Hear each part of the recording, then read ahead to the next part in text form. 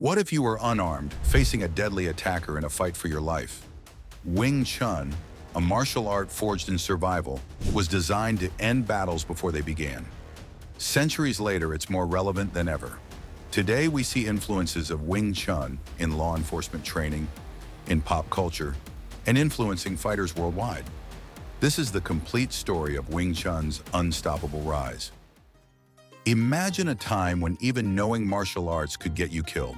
In the 17th century, the Qing Dynasty cracked down on anything that smelled like rebellion, including combat training.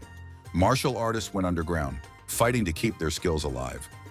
Out of this chaos came something extraordinary. Wing Chun, a system built for survival, precision, and pure efficiency. The story begins with Leung Mui, a Shaolin nun on the run after the destruction of her monastery. Legend says she watched a crane and a snake locked in a deadly fight, one attacking with sweeping strikes, the other countering with lightning-fast precision. Inspired, she created a style that didn't rely on brute force, but on speed, angles, and exploiting an opponent's weaknesses. Then there's Yim Wing Chun, the young woman who gave the art its name. When a warlord demanded she marry him, she didn't run. Instead, she trained under Leung Mui and faced him head-on. The result? A flawless victory that proved this new system could take down even the strongest opponent. But this isn't just a tale of urban legends. Historians believe Wing Chun's origins were more collaborative, shaped by rebels who needed a system that was fast to learn, easy to apply, and devastatingly effective in tight spaces. Whether it's fact or folklore, one thing's clear. Wing Chun was built for survival. The art spread in whispers, passed down in secret. Every technique was refined through necessity, every move designed to end a fight before it started. These were its first steps, a revolutionary tool in the hands of those who needed it most. The seeds of Wing Chun had been planted during a time of chaos, but its growth demanded more than survival. As it passed through generations, the art found its way to Foshan, a city alive with opportunity and challenge. In this thriving hub of trade and martial culture, Wing Chun would begin to flourish, shaped by its practitioners and the unique environment they called home. In the 19th century, Foshan became the beating heart of Wing Chun. This bustling city in southern China was alive with trade, culture, and martial arts. Its narrow alleyways and packed markets created an environment where combat styles were constantly tested and refined. Wing Chun thrived in this dynamic setting, proving itself as an effective and practical martial art. Leung Jan rose to prominence as the leading figure in this era of Wing Chun. A skilled herbal doctor and unmatched fighter, he earned the title Wing Chun Wang, or King of Wing Chun. His reputation extended far beyond Foshan, with stories of his precision and efficiency drawing admirers and challengers alike.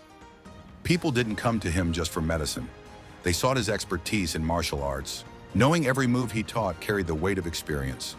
Leung Jan trained his students with relentless focus on the fundamentals. He emphasized mastery of the center line, efficient movement, and the ability to strike with precision. Students practiced forms like Xiu Nim Tao and drills like Chi Sao, honing their reflexes and perfecting techniques designed for real-world combat. Every lesson was steeped in practicality, preparing practitioners for challenges both expected and unpredictable. Foshan itself contributed to Wing Chun's growth. The city's thriving martial arts scene fostered competition, and rival schools often tested each other's abilities.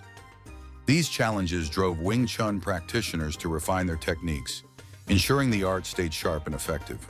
Leung Jan's influence extended beyond his own practice. Among his students was Chan Hua Shun, who became a vital link in preserving and spreading Wing Chun. His dedication to teaching ensured the art continued to evolve, and he would later train a young Ip Man who would take Wing Chun to unprecedented heights. With masters like Leung Jan and Chan Hua Shun shaping its evolution, Wing Chun had found firm footing in Foshan's vibrant martial arts scene. But its true power lay in the structured techniques and principles that formed its foundation. To understand how Wing Chun became a tool of unmatched precision, we must explore the forms, drills, and philosophies that define its core. At the core of Wing Chun lies a philosophy that values simplicity, efficiency, and adaptability. These principles are embedded in its three primary forms, each designed to develop specific skills and prepare practitioners for real-world combat. Together, they form the foundation of Wing Chun's enduring legacy. The journey begins with Nim Tao, often translated as little idea or small thought. This form focuses on the basics, controlling the center line, maintaining proper structure, and economizing movement. Every motion in Nim Tao is deliberate, teaching students to generate power through alignment and precision rather than brute strength. It serves as the bedrock of Wing Chun, ensuring practitioners build a strong foundation before advancing. Next comes Chum Q, or seeking the bridge. This form introduces dynamic footwork and techniques for bridging the gap between opponents. Chum Q teaches practitioners to maintain balance while moving and disrupt their opponent's stability through angular attacks. The coordination of upper and lower body movements in this form prepares students for the unpredictable nature of combat, where adaptability is key. The final form, Bu Ji, or thrusting fingers, represents Wing Chun's most advanced techniques. Often referred to as the emergency form, it focuses on recovering from compromised positions and executing decisive counterattacks. Bu Ji trains explosive movements, finger strikes, and evasive maneuvers, equipping practitioners to handle high-pressure situations with precision and speed. Beyond the forms, Wing Chun emphasizes drills that develop reflexes and tactile awareness. Chi Sao, or sticky hands, is a signature exercise that hones sensitivity, allowing practitioners to feel and respond to an opponent's movements instinctively. This drill teaches control of the center line and how to exploit openings in real time, making it an essential part of Wing Chun training. Weapons training adds another layer of depth. The butterfly swords and the long pole are integral to understanding power, precision, and balance. The butterfly swords emphasize close quarters combat, delivering quick and powerful strikes, while the long pole develops stability and strength from a solid stance. Although these weapons are not commonly used today, they preserve the traditional roots of Wing Chun and provide insights into its mechanics. Every movement in Wing Chun is rooted in purpose and practicality. From the deliberate precision of Nim Tao to the explosive techniques of Bu Ji, the forms and drills ensure that practitioners develop both discipline and adaptability.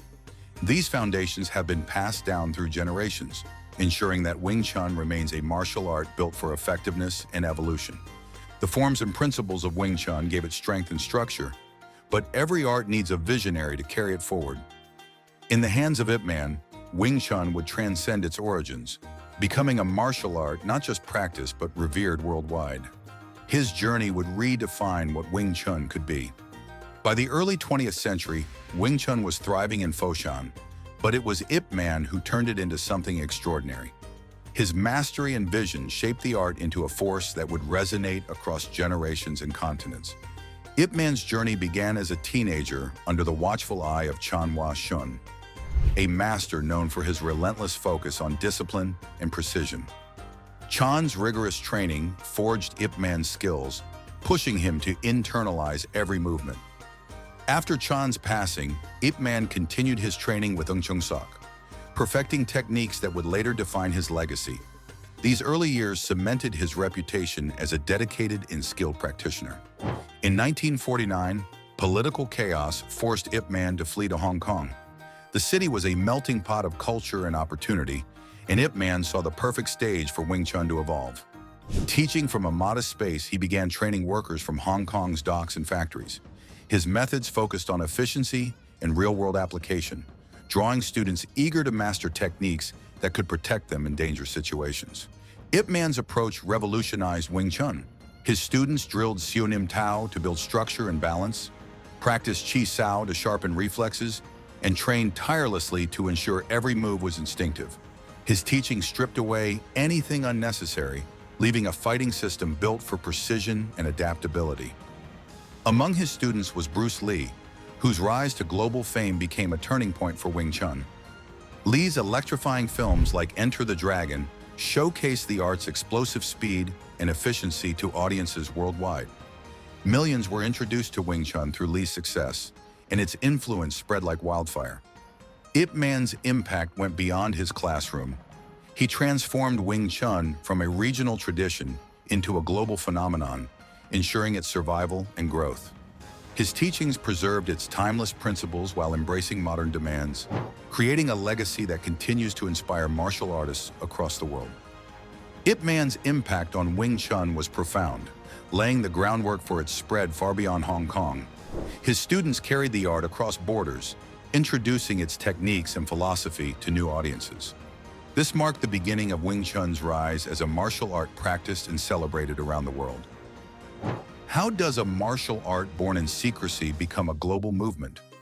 Wing Chun's expansion into the wider world captured the imagination of martial artists across continents.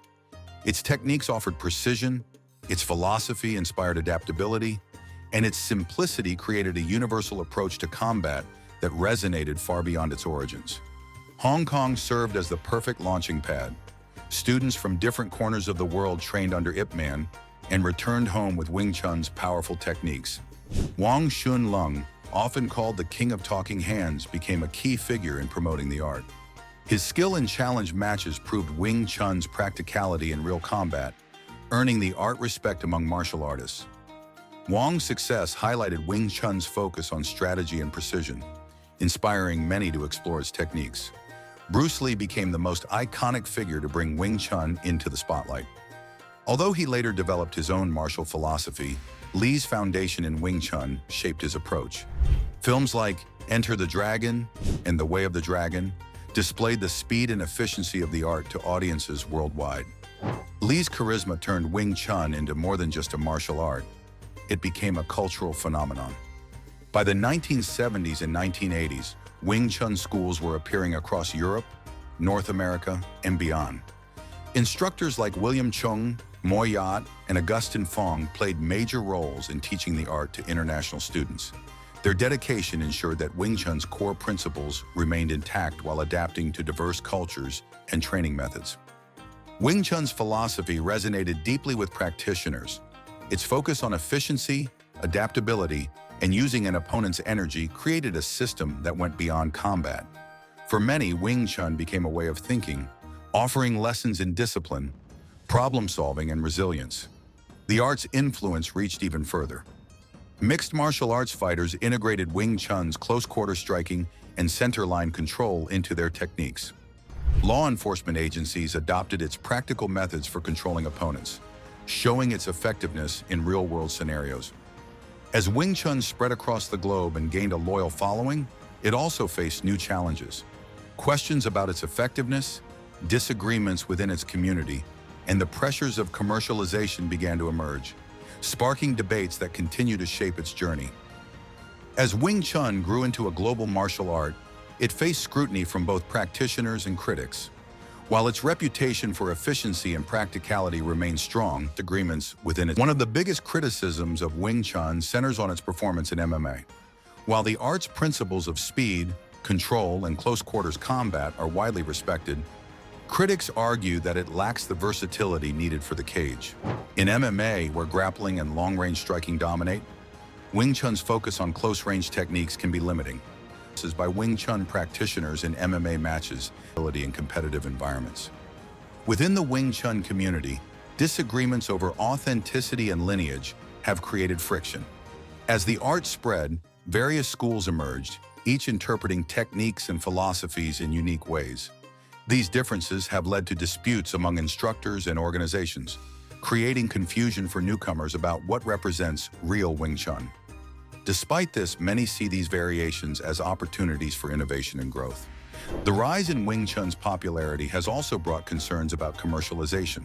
Some schools have been accused of prioritizing profit over quality, offering quick certifications and superficial training. Critics worry that this approach could dilute the art's depth and integrity, making it harder for serious students to access authentic instruction. Supporters of Wing Chun push back against these criticisms, emphasizing its value in real-world situations. They highlight its strengths in self-defense, where its techniques for neutralizing threats and controlling opponents are unmatched. For practitioners, the art's emphasis on adaptability ensures its relevance outside the confines of competitive sports.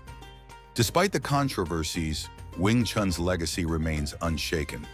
Its global community thrives, with practitioners not only refining its techniques, but also pushing the art into new territories. As technology reshapes training and martial arts evolve in unexpected directions, Wing Chun faces a future filled with both challenges and opportunities. The question is no longer about its survival, but how it will adapt and continue to inspire the generations to come. Wing Chun stands at the edge of a new chapter.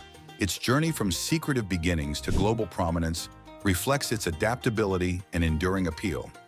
As the martial arts world evolves, Wing Chun continues to find new ways to stay relevant while preserving the values that define it. Technology is already reshaping the way Wing Chun is practiced. Virtual reality training, AI analysis, and online classes are making the art more accessible to practitioners around the world. These tools allow students to refine their skills, learn from distant masters, and explore Wing Chun in ways that were unimaginable a generation ago. Wing Chun's influence also extends to combat sports and self-defense. Mixed martial arts fighters are adapting its principles, integrating techniques like centerline control and trapping into their arsenals. Law enforcement agencies value its efficiency and practicality, relying on its methods for subduing threats in high-pressure situations. Culturally, Wing Chun is experiencing a revival. Films, documentaries, and digital creators are introducing the art to new audiences, celebrating its history and philosophy. These stories highlight the discipline, precision, and adaptability that have made Wing Chun a martial art for both combat and personal growth. Despite its success, Wing Chun faces challenges. The rise of commercialization has led to concerns about watered-down training to capture the art's depth. Internal divisions within the community, with schools debating authenticity and methodology, continue to spark debate.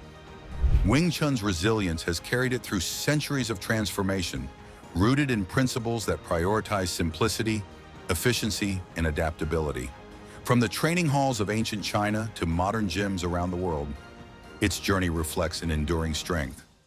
Each new generation of practitioners breathes fresh life into Wing Chun, refining its techniques and philosophy for the future. What began as a tool for survival now stands as a legacy of mastery, inspiring martial artists across cultures and generations. The question now is not where Wing Chun has been, but how far it will go. If you enjoyed this video, please leave us a comment and subscribe to the channel to support our work. Thank you.